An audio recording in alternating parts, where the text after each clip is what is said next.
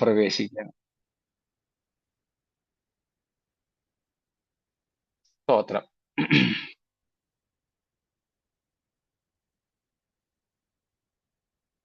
ഇന്നലെയും ഇന്നും എന്നേക്കും അനന്യനായ നമ്മുടെ കർത്താവും ദൈവവുമായ ത്രിയേക നാഥനെ ഞാൻ സ്തുതിച്ച് മഹത്വപ്പെടുത്തുന്നു.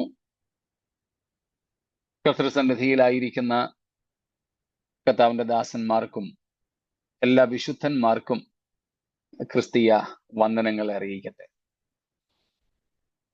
ഒരു നാൾ കൂടെ നമുക്ക് ഈ ഭൂമിയിൽ ദൈവത്തെ സേവിക്കുവാനായിട്ട് ലഭിച്ചു. കഴിഞ്ഞ നാളുകളിലെ നമ്മുടെ ജീവിത പരാജയങ്ങളെ ക്രമപ്പെടുത്തുവാനുള്ള അവസരങ്ങളായി നമുക്ക് നീട്ടിക്കിട്ടുന്ന ആയുസ്സിനെ പരിഗണിച്ചാൽ നന്നായിരിക്കും. നമ്മുടെ സമയം നഷ്ടപ്പെടുത്താതെ ദൈവം നമുക്ക് തരുന്ന അവസരങ്ങളെ ദൈവത്തിന്റെ ഹിതപ്രകാരം നാം ആയിത്തീരേണ്ടതിനായി ഉപയോഗിച്ചാൽ നാം ധന്യരാണ്. ദൈവത്തിന് സ്തോത്രം. നമ്മൾ വെളിപ്പാട് പുസ്തകം 15-ാമത്തെ അധ്യായത്തിന്റെ 5 മുതൽക്കുള്ള വാക്യങ്ങളിലാണല്ലോ ഇപ്പോൾ നിൽക്കുന്നത്. ഒരിക്കൽ കൂടെ നമുക്ക് ആ വാക്യങ്ങൾ ഒന്ന് വായിക്കാം. After this, I looked, and the sanctuary of the tent of witness in heaven was opened. And out of the sanctuary came the 7 angels with the 7 plagues, clothed in pure bright linen, with golden sashes around their chests.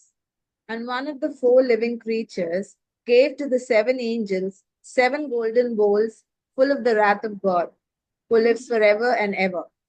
And the sanctuary was filled with smoke from the glory of God and from his power. And no one could enter the sanctuary until the 7 plagues of the 7 angels were finished. Thank you, Annie sisters.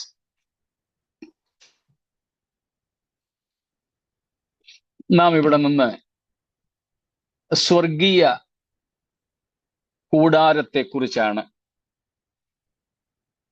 അല്ലെങ്കിൽ സ്വർഗീയ ദേവാലയത്തെ കുറിച്ചായിരുന്നു ചിന്തിച്ചുകൊണ്ടിരുന്നത്. A heavenly sanctuary, a heavenly tent of meeting, a heavenly temple. ആ 5-ാമത്തെ വാക്യമായിരുന്നല്ലോ നമ്മുടെ ചിന്താവിഷയം. അതിൽ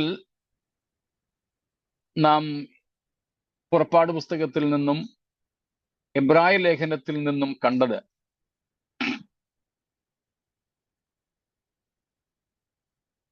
മോശ പണിത പഴയ നിയമത്തിലെ കൂടാരം, സമാഗമന കൂടാരം, തിരുനിവാസം, യെരുശലേം ദേവാലയം, ഇതെല്ലാം തന്നെ എന്തായിരുന്നു? സ്വർഗീയമായതിൻ്റെ ഒരു പ്രതിരൂപം, ഒരു പ്രതിബിംബം. നാം അതാണ് കണ്ടുകൊണ്ടിരുന്നത്.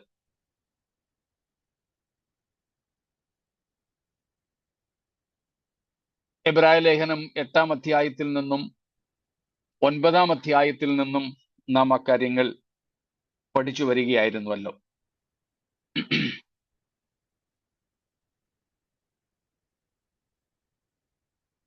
മോശയ്ക്ക് ദൈവം സീനായി മലയിൽ വെച്ച് സ്വർഗീയമായതിൻ്റെ ഒരു പ്രതിരൂപം കാണിച്ചു കൊടുത്തു. ആ മാതൃക പ്രകാരം എങ്ങനെ ഭൂമിയിലെ കൂടാരമുണ്ടാക്കണമെന്ന് ദൈവം പറഞ്ഞു, കാണിച്ചു കൊടുത്തു, കൽപ്പന കൊടുത്തു. അതാണ് നാം ഇന്നലെ നോക്കിക്കൊണ്ടിരുന്നത്. സ്വർഗത്തിലേതിന്റെ മാതൃക, A pattern, A heavenly pattern. പൊതുവെ ഏൻഷ്യൻ റിലീജിയൻസ്, പുരാതന മതങ്ങളിലൊക്കെ ഉണ്ടായിരുന്ന ഒരു കാഴ്ചപ്പാടാണ് there is another world. ഒരു പരലോകമുണ്ട്. ഈ ലോകം ആ ലോകത്തിന്റെ വെറും ഒരു പതിപ്പ് മാത്രമാണ്. This world is just a pale copy of that original world. Whatever we see here, it is just a copy. പ്രത്യേകിച്ച് നമുക്കറിയാം, ലോകത്തിലെ ഏറ്റവും തത്വജ്ഞാനികളായിട്ട് അറിയപ്പെട്ടിരുന്നത് ഗ്രീക്കുകാരാണ്. അതിലേറ്റവും പ്രധാനിയായിരുന്നു പ്ലേറ്റോ. സോക്രട്ടീസ് ഒക്കെ ഉണ്ട്. പക്ഷേ കൂടുതലും ഇങ്ങനെയുള്ള ആശയങ്ങൾ എഴുതി പിടിപ്പിച്ച താത്വികൻ പ്ലേറ്റോയാണ്. ആ പ്ലേറ്റോ രണ്ട് പ്രധാനപ്പെട്ട പദങ്ങൾ ഉപയോഗിക്കുന്നുണ്ട്. ഒന്ന്, അദ്ദേഹം ഉപയോഗിക്കുന്നത് this world is just a form of that world. Form. മറ്റൊന്നാണ് അദ്ദേഹം ഉപയോഗിക്കുന്ന വാക്ക് idea. Idea. Forms and ideas. The other world is the original form and ideas, and this visible world is just a pale copy. Greek താത്വികനായ തത്വചിന്തകന്മാരിൽ പ്രധാനിയായ Plato ഉൾപ്പെടെ ഉള്ളവർ പറഞ്ഞു പഠിപ്പിച്ചിരുന്നത്, അല്ലെങ്കിൽ അവർ പ്രചരിപ്പിച്ചിരുന്ന ആശയമാണ് ഈ പറഞ്ഞത്. ഇത് പുരാതന മതങ്ങളിൽ പൊതുവെ ഉണ്ടായിരുന്ന ഒരു ചിന്തയാണ്. ദൈവം മോശയോട് കൽപ്പിച്ചതും അത് തന്നെയാണ്. The earthly temple, whether it is tabernacle or the very tent after they have reached the promised land, or even after the construction of the permanent temple, അവരുടെ സഞ്ചാരകാലത്തെ കൂടാരമോ വാഗ്ദത്ത നാട്ടിൽ എത്തിയ ശേഷം ശീലോവ് തുടങ്ങിയ സ്ഥലങ്ങളിൽ അവർ നിവർത്തിയ കൂടാരങ്ങളോ, ശലോമോന്റെ കാലത്ത് പണിത ദേവാലയമോ ഉൾപ്പെടെയുള്ള യഹൂദന്റെ ആരാധനാലയം സ്വർഗീയമായതിന്റെ ഒരു മാതൃകയായിരുന്നു എന്ന് നമുക്കിവിടെ നിന്ന് കാണാം. ആലയം മാത്രമല്ല, അവിടുത്തെ ആരാധനയും. Not only the temple or the tent, even the worship system, including the high priesthood and priesthood, sacrifices, offerings, everything was just a copy of the heavenly tabernacle.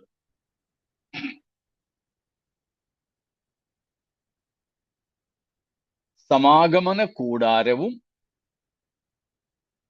ദേവാലയവും അവിടുത്തെ വ്യവസ്ഥിതികളും ആരാധനയും എല്ലാം തന്നെ സ്വർഗീയമായവയുടെ പ്രതീകങ്ങളായിരുന്നു എന്ന് വേണം നാം ഈ ഭാഗങ്ങളിൽ നിന്നും മനസ്സിലാക്കുവാൻ.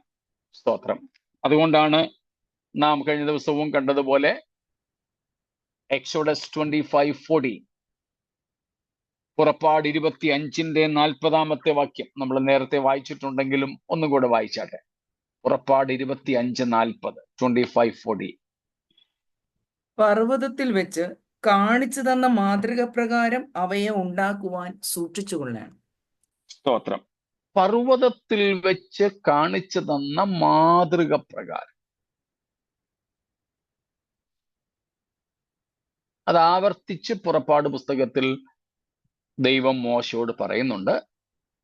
അങ്ങനെ തന്നെയാണ് മോശ ചെയ്തതെന്ന് നാം ഇന്നലെ പുറപ്പാട് 39-40 അധ്യായങ്ങളിൽ നിന്ന് ആവർത്തിച്ച് കണ്ടു. പണ്ടുമൊരിക്കൽ നാം അത് കണ്ടതാണ്. സ്തോത്രം. സ്വർഗത്തിലേതിന്റെ പ്രതീകം എന്താ സത്യത്തിൽ ദൈവാലയത്തിലുള്ളത്? അവിടുത്തെ ഇന്നലെ നമ്മൾ പറഞ്ഞതുപോലെ കുറ്റിയും കൊളുത്തും അവിടുത്തെ പാത്രങ്ങളും ഒന്നും അല്ല വിഷയം. ആ ഉണ്ടാക്കപ്പെട്ടിരിക്കുന്ന മെറ്റീരിയൽ, ആ വസ്തു അല്ല. ആ ടെന്റോ അല്ലെങ്കിൽ കല്ലോ ഒന്നുമല്ല. പിന്നെ നമുക്കറിയാം അവിടെ 3 ഭാഗങ്ങളായിട്ടാണ് ദേവാലയം പണിതിരിക്കുന്നത്. അതിവിശുദ്ധ സ്ഥലം, വിശുദ്ധ സ്ഥലം, പ്രാകാരം. അതിന്റെ കൂടുതൽ ഭാഗങ്ങൾ നമുക്ക് 22-ാം അധ്യായത്തിലേക്ക് വരുമ്പോൾ ചിന്തിക്കാം. 21-22 അധ്യായങ്ങളിലേക്ക് വരുമ്പോൾ നമുക്കത് കൂടുതൽ പഠിക്കാം. അതുകൊണ്ട് അധികം വിശദീകരിക്കാതെ ഇപ്പോൾ ഒന്ന് തൊട്ടുവിടുന്നു. ഇതേപോലെ തന്നെ 3 വിഭജനങ്ങളായി നമുക്ക് പുതിയ യെരുശലേം എന്ന വിശുദ്ധ നഗരത്തെയും കാണാം. അതിവിശുദ്ധ സ്ഥലം എന്ന് പറയുന്നതാണ് ദൈവം വസിക്കുന്ന സ്ഥലമായി നമുക്ക് ദേവാലയത്തിൽ കാണുവാൻ കഴിയുന്നത്. അവിടെ കെരൂബുകളിൽ മീതെ അധിവസിക്കുന്ന ദൈവമെന്നാണ് അറിയപ്പെടുന്നത്. God who dwells upon the cherubims. That's why we see 2 cherubims. They are in a flying form in the most holy place. അതിവിശുദ്ധ സ്ഥലത്ത് 2 കെരൂബുകൾ ചിറക് വിടർത്ത് ഒന്നിന്റെ ചിറക് ഒന്നോട് ചേർന്ന് നിൽക്കുന്നു. ആ കെരൂബുകളുടെ ചിറകുകളുടെ അടിയിലാണ് എന്തിരിക്കുന്നത്? കൃപാസനം. കൃപാസനം എന്ന് പറയുന്ന ആ നിയമപ്പെട്ടകം. സ്തോത്രം. കൃപാസനം. ആ കൃപാസനത്തിങ്കലാണ് ദൈവത്തിന്റെ സാന്നിധ്യം. ദൈവത്തിന്റെ സാന്നിധ്യം. ഇതാണ് സ്വർഗത്തിലെ ഏറ്റവും പ്രധാനപ്പെട്ട കാര്യം. അത് സ്വർഗത്തിലെ ദൈവത്തിന്റെ ഒരു രൂപം ഉണ്ടാക്കി വെക്കാൻ ഒക്കാത്തത് കൊണ്ട് ദൈവം അതിൻ്റെ പരമാവധിയിൽ ദൈവത്തിന്റെ സാന്നിധ്യത്തെ, തിരുനിവാസത്തെ അവിടെ പണിയുവാനായിട്ട് അല്ലെങ്കിൽ പ്രദർശിപ്പിക്കുവാനായിട്ട് അനുവദിച്ചു. എന്നാൽ എല്ലാവർക്കും അവിടേക്ക് പ്രവേശനമുണ്ടോ? ഇല്ല. ആർക്ക് മാത്രമേ ഉള്ളൂ? മഹാപുരോഹിതന് വർഷത്തിൽ. അതിനെ ഞാൻ ഒരല്പം കൂടെ വിശദീകരിക്കാം.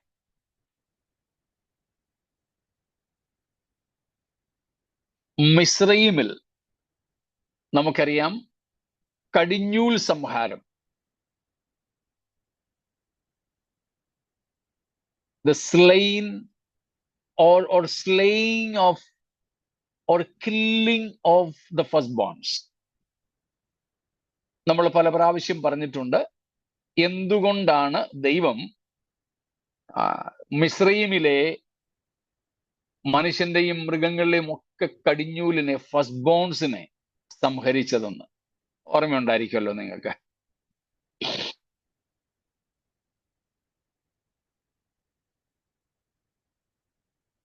ഇസ്രായേൽ ദൈവത്തിന്റെ ആദ്യജാതൻ. ഇസ്രായേൽ ദൈവത്തിന്റെ ആദ്യജാതൻ. നമ്മൾ പല പ്രാവശ്യം വായിക്കുകയും പഠിക്കുകയും ചെയ്ത കാര്യമാണ്. പുറപ്പാട് പുസ്തകം 3-ാമത്തെ അധ്യായത്തിൽ നാം അതിനെ സംബന്ധിച്ച് വായിച്ചിട്ടുണ്ട്.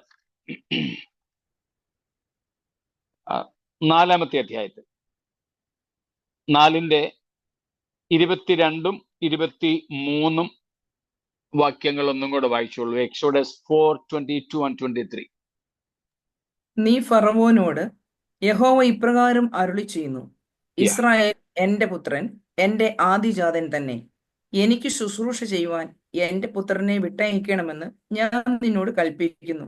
അവനെ വിട്ടയപ്പാൻ സമ്മതിക്കുന്നില്ലെങ്കിൽ ഞാൻ നിന്റെ പുത്രനെ, നിന്റെ ആദിജാതനെ തന്നെ കൊന്നുകളവും എന്ന് പറയുക. വിശദീകരണം കൂടാതെ കാര്യം നമുക്ക് മനസ്സിലായി. ഇസ്രായേലിനെ ദൈവം ദൈവത്തിന്റെ ഫസ്റ്റ് ബോൺ, ആദ്യജാതനായിട്ടാണ് കണക്കാക്കിയിരിക്കുന്നത്. അവരെ വിട്ടയക്കാത്ത മിസ്രയീമിന് അല്ലെങ്കിൽ മിസ്രയീമ്യർക്ക് അതേ ശിക്ഷ കൊടുക്കുകയാണ്. അവരുടെ first ബോൺസിനെ, ആദ്യജാതന്മാരെ, കടിഞ്ഞൂലുകളെ സംഹരിക്കുന്നു. Israel is considered to be the firstborn of God.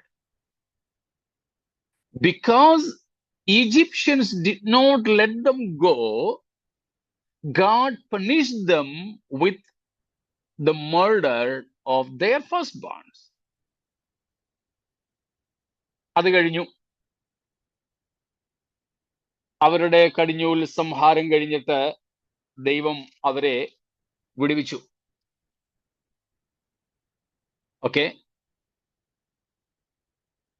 ദൈവത്തിന്റെ ആദ്യജാതനായ ഇസ്രായേലിനെ പീഡിപ്പിക്കുകയും അടിമകളാക്കി വെച്ചുകൊണ്ടിരിക്കുകയും വിട്ടയക്കാൻ ദൈവം പറഞ്ഞിട്ടും വിട്ടയക്കാതിരിക്കുകയും ചെയ്തതുകൊണ്ട് മിസ്രയീമ്യരുടെ കടിഞ്ഞൂലുകളെ, ഫസ്റ്റ് ബോൺസിനെ ദൈവം സംഹരിച്ചു. ഇപ്പോൾ ഇസ്രായേലിനെ ദൈവം വിടുവിച്ചു. 1-ാം ഭാഗം കഴിഞ്ഞു. 2-ാം ഭാഗം. ദൈവം തന്റെ ആദ്യജാതന്മാരായ ഇസ്രായേൽ മക്കളെ മുഴുവനും വിടുവിച്ചു കൊണ്ടുവന്നു എങ്കിൽ ദൈവത്തിന്റെ ന്യായപ്രമാണത്തിലെ പ്രമാണം അഥവാ നിയമം അല്ലെങ്കിൽ വ്യവസ്ഥയാണ് ആദ്യജാതന്മാരൊക്കെയും ആർക്കുള്ളവരായിരിക്കണം? യഹോവയ്ക്കുള്ളവരായിരിക്കണം. അപ്പോൾ ഇസ്രായേൽ മുഴുവനും യഹോവയ്ക്കുള്ളവരാണ്.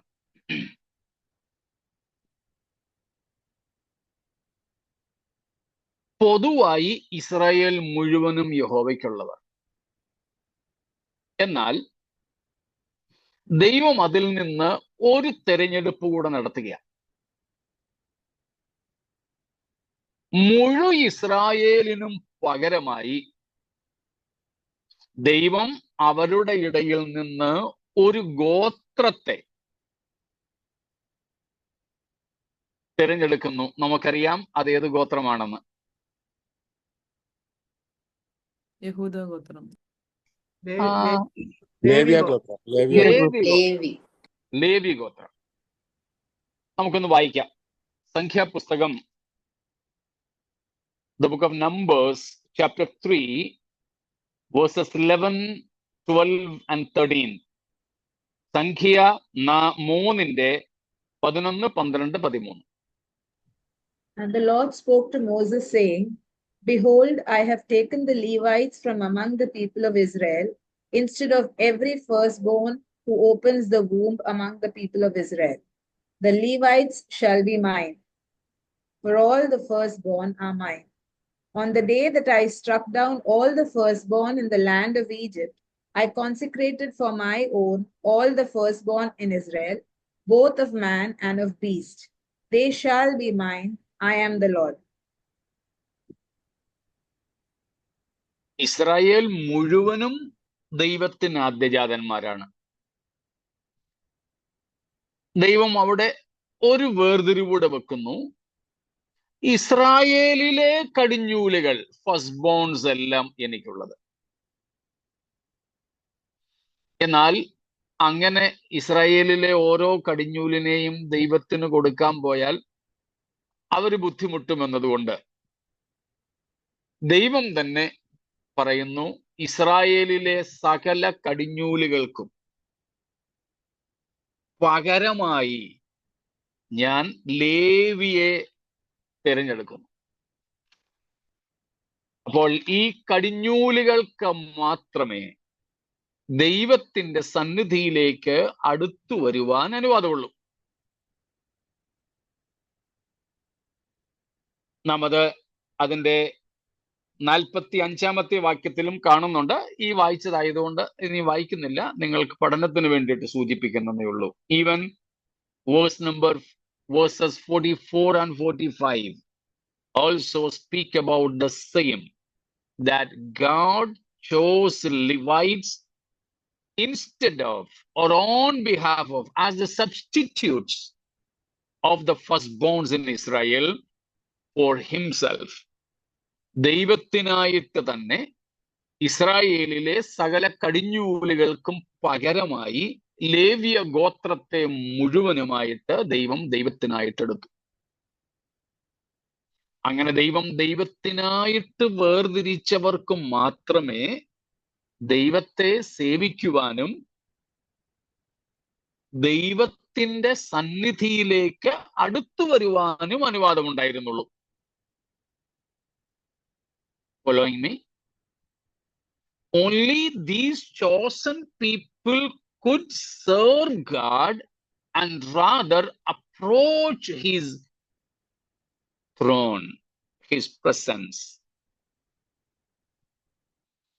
ഇനിയും അവിടെയും ചില പ്രശ്നങ്ങളൊക്കെ ആയപ്പോൾ ദൈവം പറയുന്നു, ഇനിയും അതിന്റെ chapter 4 verse 20, 4:20 കൂടെ വായിച്ചു.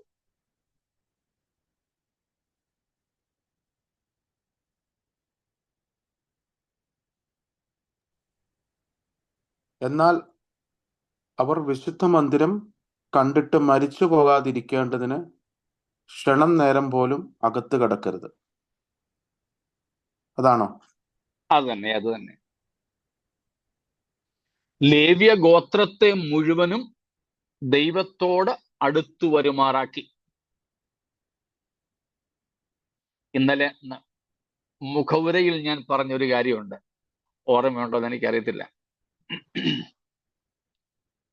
ഒരു വേദഭാഗം ഉദ്ധരിച്ചുകൊണ്ടായിരുന്നു ഞാൻ തുടങ്ങിയത് ഇന്നലെ. ഓർക്കുന്നുണ്ടോ ആരെങ്കിലും?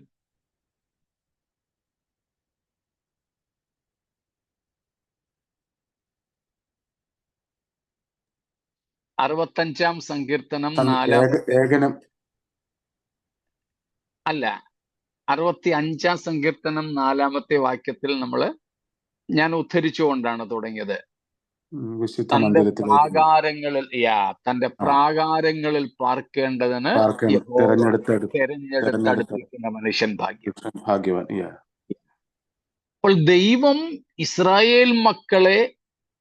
ഇസ്രായേൽ മക്കളിൽ നിന്നും ലേവ്യരെ ദൈവസന്നിധിയിൽ പാർക്കേണ്ടതിന് തെരഞ്ഞെടുത്തടുപ്പിച്ചു, കർത്താവിനെ സേവിക്കുവാനും ദേവാലയത്തിൽ ശുശ്രൂഷ ചെയ്യുവാനും. എന്നിട്ട് നാം ഇപ്പോൾ വായിച്ച ഭാഗത്ത് 4-ാം അധ്യായത്തിന്റെ 17 മുതൽക്കുള്ള വാക്യങ്ങളിൽ, പ്രത്യേകിച്ച് അതിന്റെ 20 വരുമ്പോൾ നാം കാണുന്നു, വേറെ ആരും എവിടേക്ക് കടക്കരുത്? വിശുദ്ധ മന്ദിരത്തിലേക്ക് എന്ന് പറഞ്ഞാൽ കൃപാസനം ഇരിക്കുന്ന അതിവിശുദ്ധ സ്ഥലത്തേക്ക് വേറെ ആരും കടക്കരുത്. അവിടേക്ക് ആരെ മാത്രം ദൈവം നിയമിച്ചു? അഹരോന്യ മഹാപുരോഹിതന്മാരെ മാത്രം. എന്റെ കൂടെ നിങ്ങൾ ഉണ്ടല്ലോ? സ്തോത്രം. മനസ്സിലാവുന്നുണ്ടേ? പൊക്കോട്ടെ, മുമ്പോട്ടെ. ഓക്കെ, സ്തോത്രം. അഹരോന്യ കുടുംബത്തെ മാത്രം ദൈവം ദൈവത്തിന്റെ സന്നിധിയോട്, അതിവിശുദ്ധ സ്ഥലത്തോട്, കൃപാസനത്തോട് അടുത്തു വരുവാനായിട്ട് നിയമിച്ചു. വേറെ ആർക്കും അവിടേക്ക് കടക്കുവാൻ അനുവാദമില്ല, വേറെ ആർക്കും. എന്നിട്ട് അവിടെ പറയുന്നത് എന്താ? അവർ വിശുദ്ധ മന്ദിരം കണ്ടിട്ട് മരിച്ചു പോകാതിരിക്കേണ്ടതിന് ക്ഷണനേരം പോലും അകത്ത് കടക്കരുത്. അപ്പോൾ ദൈവസാന്നിധ്യം, തിരുനിവാസം, കൃപാസനം അത്രയ്ക്ക് തീവ്രമാണ്. ആ തീവ്രത ദൈവീക പരിശുദ്ധിയുടെ തീവ്രതയാകട്ടോ. കുറച്ചു നാൾ മുമ്പ് നമ്മൾ 1 ശമൂവേൽ 6-ാം അധ്യായം 20-ാമത്തെ 19-ഉം 20-ഉം വാക്യങ്ങളിൽ നിന്നും വായിച്ചിരുന്നു. ഫെലിസ്ത്യ ദേശത്ത് നിന്നും കാളവണ്ടിയല്ല, പശുവണ്ടിയേൽ കൊണ്ടുവന്ന, അല്ലെ പശുക്കള് ഡ്രൈവർ ഇല്ലാതെ, പൈലറ്റ് ഇല്ല വിമാനത്തിന്റെ തുടക്കം അവിടുന്നാണെന്ന് വേണമെങ്കിൽ നമുക്ക് പറയാം. സ്തോത്രം. ഡ്രൈവർ ഇല്ലാത്ത ആദ്യത്തെ വാഹനം 1 ശമൂവേൽ 6-ാമത്തെ അധ്യായത്തില. 2 മിൽക്കിംഗ് കൗസ്, പ്രസവിച്ച് അധിക ദിവസങ്ങളാകാത്ത കുട്ടികളുള്ള കുട്ടികളെ പിടിച്ച് വീട്ടിൽ കെട്ടിയിട്ട് വണ്ടിയിൽ കെട്ടിവിട്ടു. അതേൽ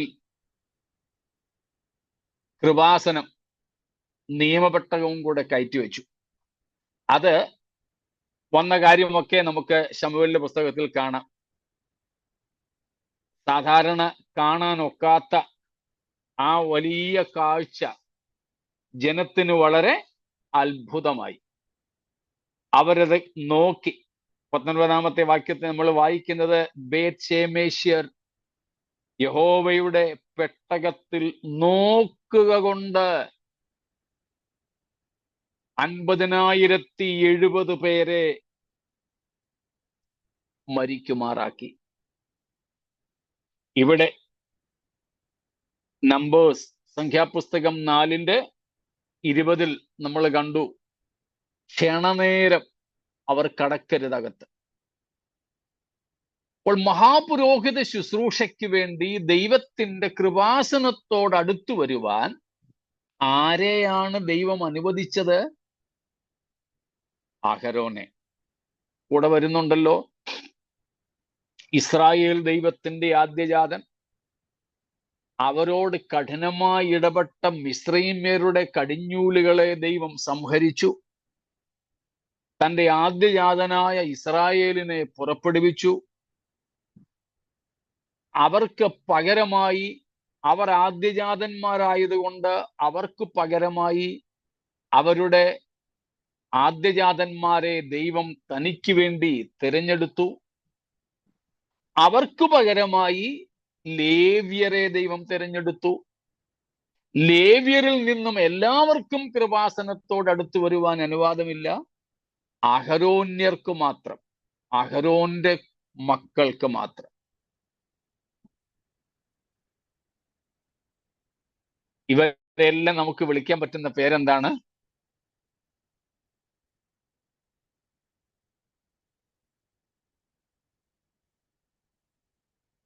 തെറ്റിയാലും സാരമില്ല, നിങ്ങളൊന്ന് കൂടെ വന്നാൽ മതി. പുരോഹിത കുടുംബം,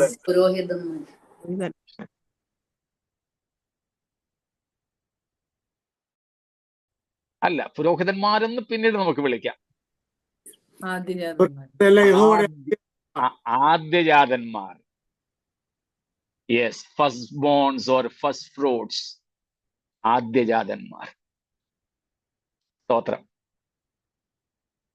ഇവിടെ നമുക്ക് ഒരു സമസ്യയുടെയും കൂടെ പരിഹാരം ഉണ്ടാവുകയാണ്. എബ്രായ ലേഖനം 12-23 ആദ്യജാതന്മാരുടെ സഭ എന്നൊരു പ്രയോഗമുണ്ട്. ആരാണ് ആദ്യജാതന്മാർ? ഈ വാക്യങ്ങളെ ക്രോഡീകരിച്ചുകൊണ്ട് നമുക്ക് ഇങ്ങനെ സരളമായിട്ട് മനസ്സിലാക്കാം. ദൈവം തനിക്ക് വേണ്ടി തെരഞ്ഞെടുത്ത് തൻ്റെ കൃപാസനത്തോട്, തൻ്റെ സാന്നിധ്യത്തോട് അടുത്തു വരുമാറാക്കിയിട്ടുള്ള വിശുദ്ധ ജനത്തെ പൊതുവെ വിളിക്കാൻ പറ്റുന്ന പേരാണ് എന്ത്? ആദ്യജാതന്മാർ. സ്തോത്രം. ആദ്യജാതന്മാർ. അങ്ങനെയെങ്കിൽ നാം ആരാ? സ്തോത്രം. ആദ്യജാതന്മാർ. ഹല്ലേലൂയ. അഹരോന്യ മഹാപുരോഹിത ആ ഒരു ലീനേജിനേക്കാൾ കവിഞ്ഞ്, സ്തോത്രം, ആ ഒരു തിരഞ്ഞെടുപ്പിനേക്കാൾ കവിഞ്ഞ്, സ്തോത്രം, ദൈവം നമ്മെ തന്റെ സന്നിധിയോട് അടുത്തു വരുമാറാക്കി. അഹരോന്യ മഹാപുരോഹിതന്മാർക്ക് ആണ്ടിലൊരിക്കൽ മാത്രം, ഇന്നലെയും നമ്മൾ പഠിച്ചതുപോലെ, വിറച്ചു മാത്രം അകത്ത് ചെല്ലുവാൻ കഴിയുമായിരുന്ന ഇടത്തേക്ക് ധൈര്യത്തോടെ അടുത്ത് ചെല്ലുവാൻ യേശുക്രിസ്തു മൂലം അനുവാദം ലഭിച്ചിരിക്കുന്ന വിശുദ്ധ സംഘത്തെ ആദ്യജാതന്മാർ, ആദ്യജാതന്മാരുടെ സഭ എന്ന് വിളിക്കാം. സ്തോത്രം. അതുകൊണ്ടാണ് നാം വെളിപ്പാട് 1-ാം അധ്യായത്തിന്റെ 4 മുതലുള്ള വാക്യങ്ങളിൽ, പ്രത്യേകിച്ച് 5ഉം 6ഉം വാക്യങ്ങളിൽ നേരത്തെ തന്നെ പഠിച്ചത്. 5-ാം അധ്യായത്തിലും നാം അത് കണ്ടു. യേശുക്രിസ്തു നമ്മെ പിതാവായ ദൈവത്തിന് വേണ്ടി രാജ്യവും പുരോഹിതന്മാരുമാക്കി വെച്ചു. സ്തോത്രം. ലേവ്യക്രമത്തിലുള്ളവരല്ല, അഹരോന്യക്രമത്തിലുള്ളവരുമല്ല. പിന്നെ ബാക്കി പറയാമോ? വേറൊരു ക്രമം പറയുന്നുണ്ട് എബ്രായ ലേഖനത്തിൽ. മെൽക്കീസെദെക്ക്. അതെ, മൽക്കീസേദെക്കിന്റെ ക്രമപ്രകാരം എന്നേക്കും പുരോഹിതനായിരിക്കുന്ന യേശുക്രിസ്തുവിലൂടെ അവന്റെ പിന്തുടർച്ചക്കാരായി, പിന്തുടർച്ച എന്ന് പറഞ്ഞാൽ മരണശേഷമുള്ളവരെന്നല്ല, അതേ ഗണത്തിൽപ്പെട്ടവരായി നമ്മെയും ദൈവം പുരോഹിതന്മാരാക്കി തീർത്തിരിക്കുന്നു. See the model of a better worship. The model of a better worship than that of the earthly temple. ഭൂമിയിലെ ദേവാലയത്തെ സമാഗമന കൂടാരത്തിൽ ഉണ്ടായിരുന്നതിനേക്കാൾ ഏറ്റവും നല്ല ഒരു ആരാധനാക്രമം എവിടെയുണ്ട്? സ്വർഗത്തിലുണ്ട്. ഭൂമിയിൽ ഉണ്ടായിരുന്ന ലേവ്യരും ഭൂമിയിൽ ഉണ്ടായിരുന്ന അഹരോന്യ മഹാപുരോഹിതന്മാരുമെല്ലാം സാക്ഷാൽ ദേവാലയവും ആരാധനയുമായ സ്വർഗീയമായതിന്റെ പ്രതിരൂപങ്ങൾ മാത്രമായിരുന്നു.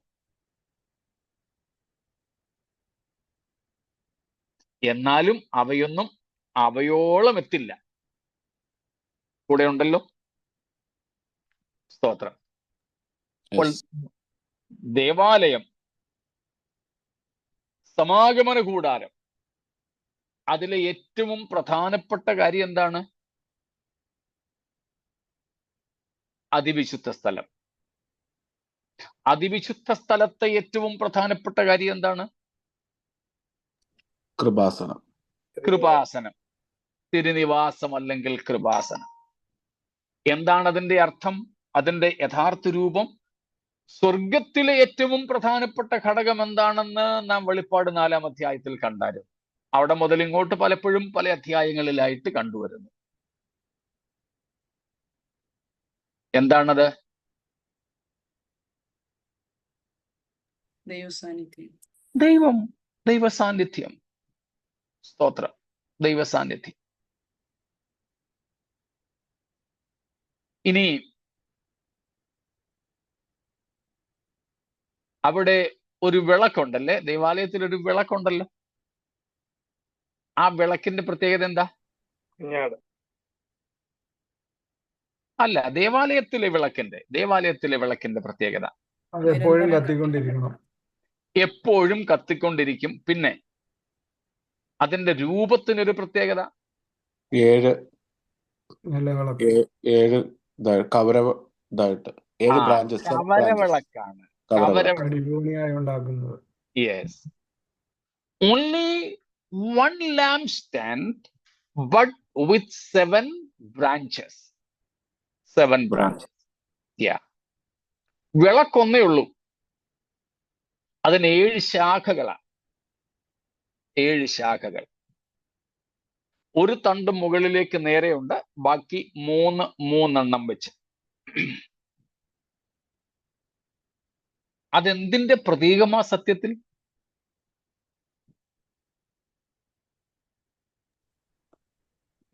കർത്താവിന്റെ 7 ആത്മാക്കൾ. അതെ, വെളിപ്പാട് 1-4 അധ്യായത്തിൽ നമ്മൾ കണ്ടു കഴിഞ്ഞു.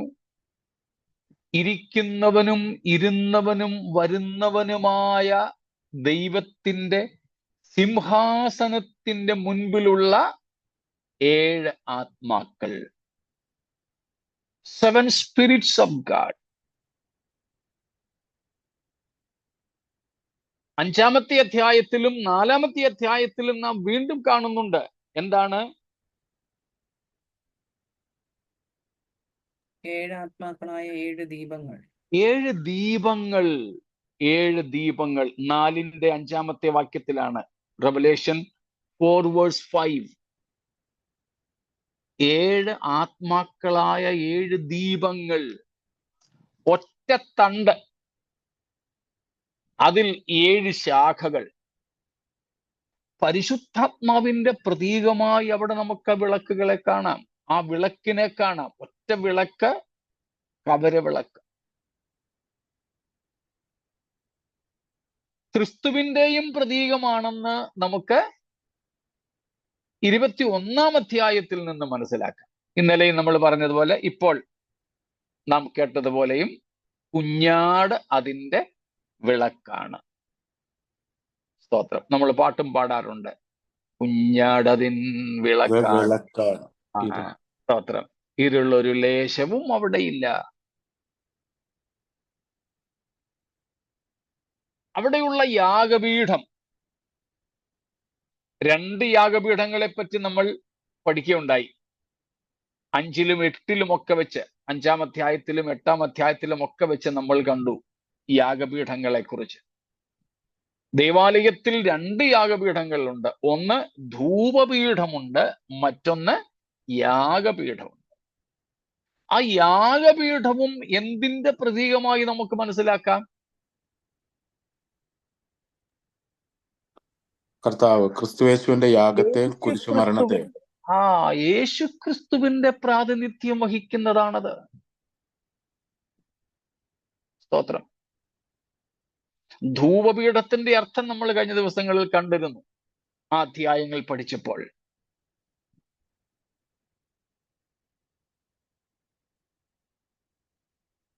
അപ്പൊ കണ്ടോ, സ്വർഗത്തിന്റെ പ്രതീകം എന്ന് പറഞ്ഞതിന്റെ അർത്ഥം the very copy of the heavenly tabernacle. പിന്നെ ഈ ദേവാലയത്തിൽ എന്താണ് നടക്കുന്നത്? ആരാധന. സ്വർഗത്തിൽ എന്താ നടക്കാൻ പോകുന്നത്? ആരാധന. സ്തോത്രം. മഹാപുരോഹിതന്മാർക്ക് മാത്രം ആണ്ടിൽ ഒരിക്കലായി പ്രവേശിക്കാൻ കഴിയുമായിരുന്ന ഭൂമിയിലെ ദേവാലയത്തെക്കാൾ, ആരാധനയേക്കാൾ അതിഗംഭീരമായത്, യഥാർത്ഥമായത് നമുക്ക് സ്വർഗത്തിലുണ്ട്. അതുകൊണ്ടാണ് എബ്രായ ലേഖനത്തിലെ ഒരു പ്രധാനപ്പെട്ട പദം നിങ്ങൾ കേട്ടിട്ടുണ്ടായിരിക്കും. ഏറ്റവും നല്ലത്, ബെറ്റർ, ബെറ്റർ, ബെറ്റർ എന്ന. One of the key words in the book of Hebrews is better. A better covenant, a better sacrifice, a better high priest, a better resurrection. So it goes on. Better, better, better. ഏറ്റവും നല്ലത്, ഏറ്റവും നല്ലത്.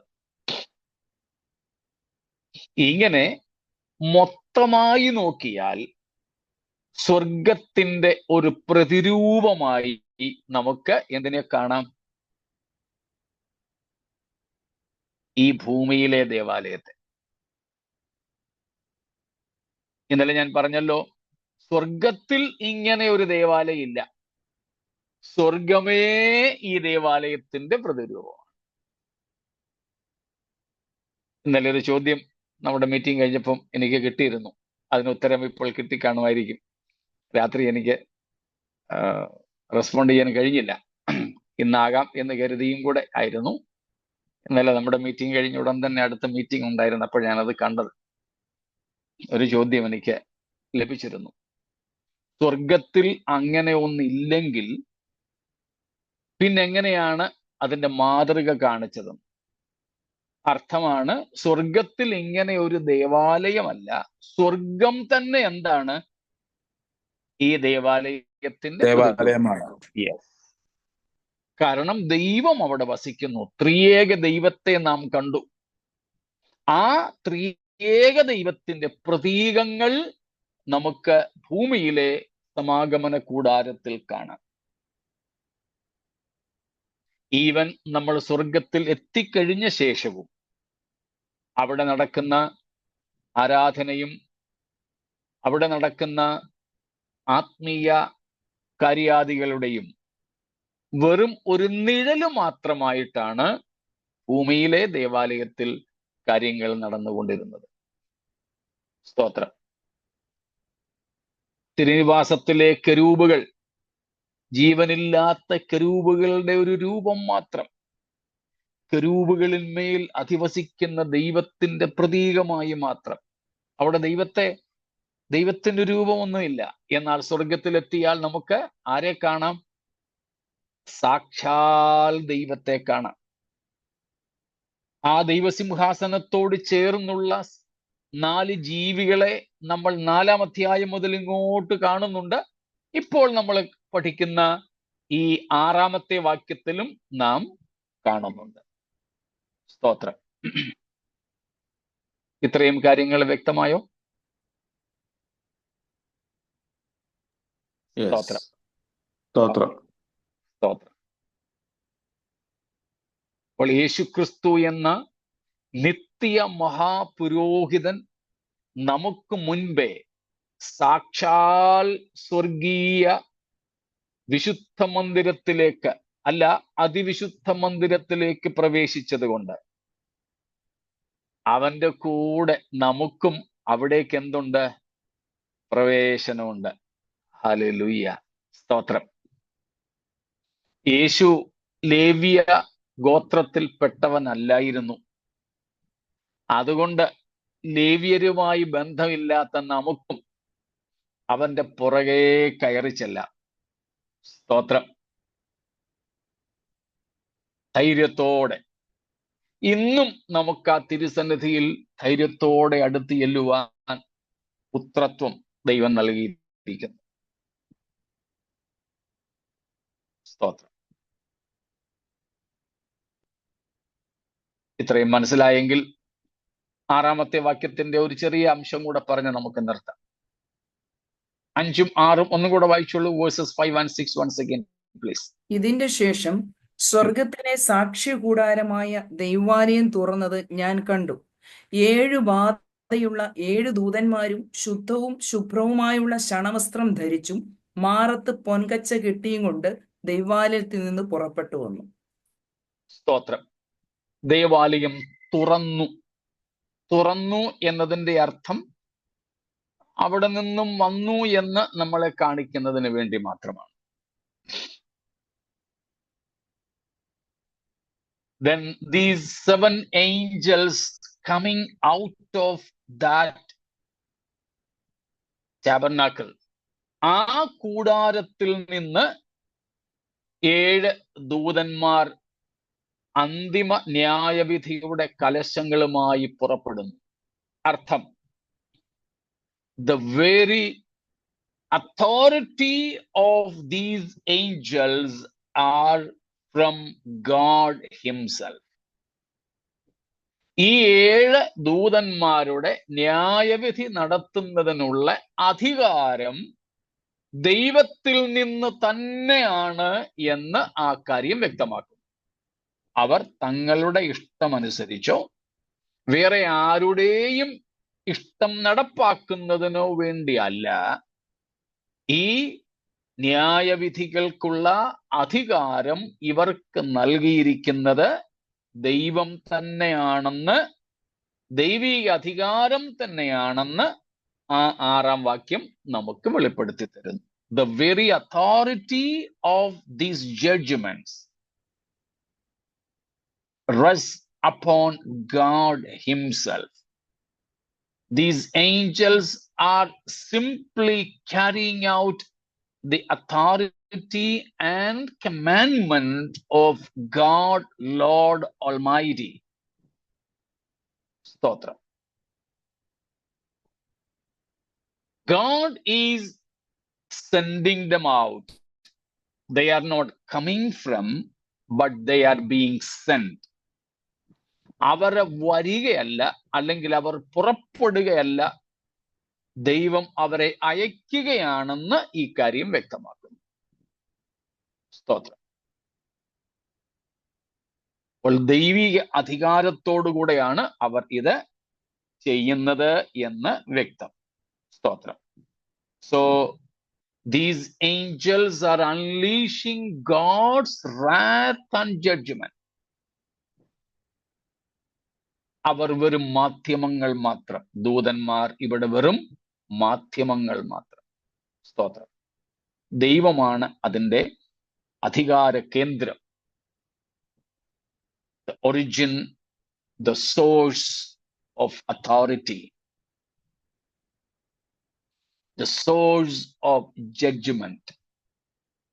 ദൈവം തന്നെയാണെന്ന് നമുക്ക് ഇവിടെ മനസ്സിലാക്കാം.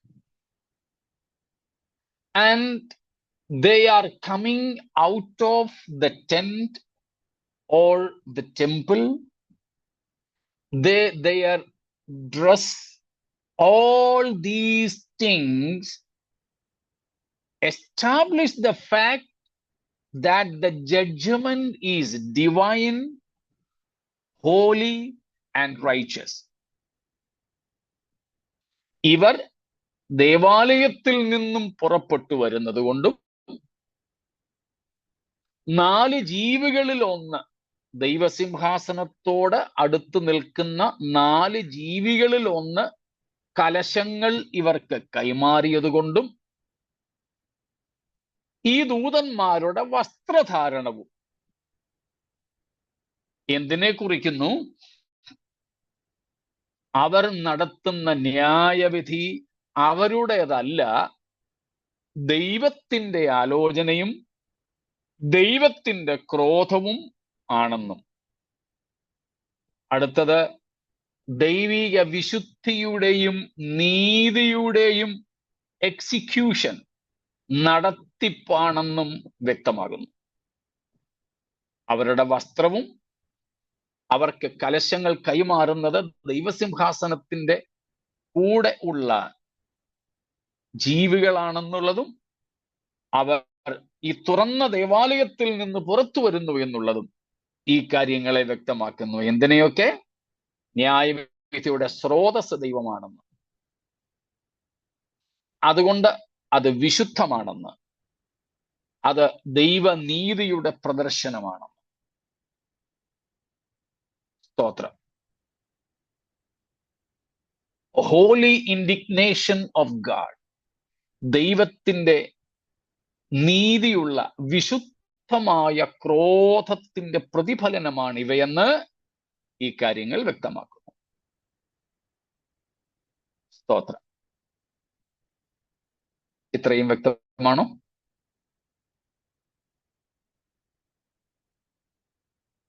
Praise God.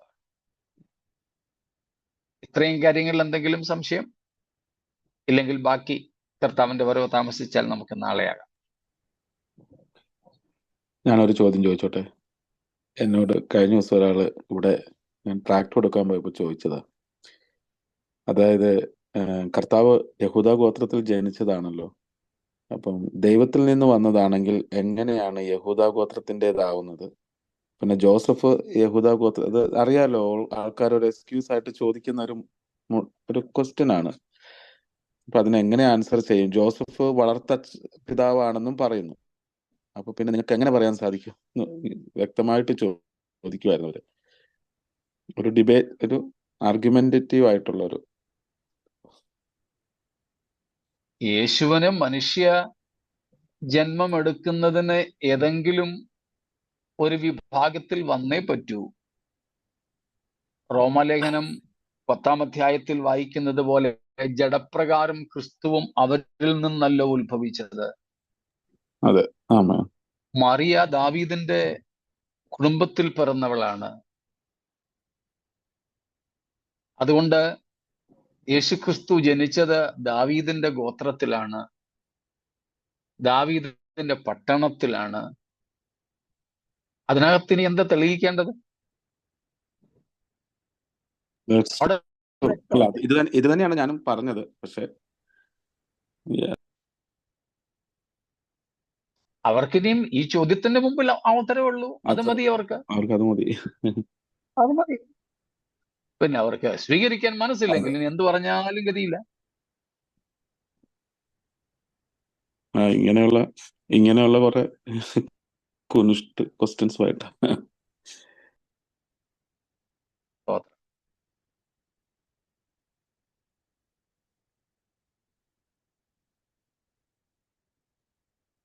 മറ്റൊന്നുമില്ല എങ്കിൽ നമുക്കിന്നിവിടെ പ്രാർത്ഥിച്ച് അവസാനിപ്പിക്കാം. കർത്താവ് നമ്മെ ആദ്യജാതന്മാരുടെ സംഘത്തിൽ ദൈവത്തിന്റെ ആദ്യജാതനായ യേശുക്രിസ്തുവിന്റെ അതേ ശ്രേണിയിൽ ഉൾപ്പെടുത്തി അഹരോന്യ മഹാപുരോഹിതന്മാർക്ക് പോലും ലഭ്യമാകാതിരുന്ന കൃപാസനത്തോടടുത്തു വരുവാനും വസിപ്പാനും കഴിയുന്ന ഭാഗ്യകരമായ അനുഭവം നൽകി തന്നിരിക്കയാൽ സ്തോത്രത്തോടെ കർത്താവിന്റെ തിരുസന്നിധിയിലേക്ക് നമുക്ക് അടുത്തു വരാം. നമ്മെ തന്നെ നമുക്ക് സമർപ്പിക്കാം. ഈ ഭാഗ്യകരമായ അനുഭവത്തിൽ മുന്നേറാം. എത്രയും വേഗം ക്രിസ്തുവിനോടുകൂടെ ആ സ്വർഗീയ കൂടാരത്തിൽ പ്രവേശിപ്പാനുള്ള വാഞ്ഛയോടെ നമുക്ക് നമ്മുടെ ജീവിതം കഴിക്കാം. ഈ വചനങ്ങളാൽ ദൈവം നമ്മെ അനുഗ്രഹിക്കുമാറാകട്ടെ. സ്തോത്രം. നമുക്ക് പ്രാർത്ഥിക്കാം. Praise God.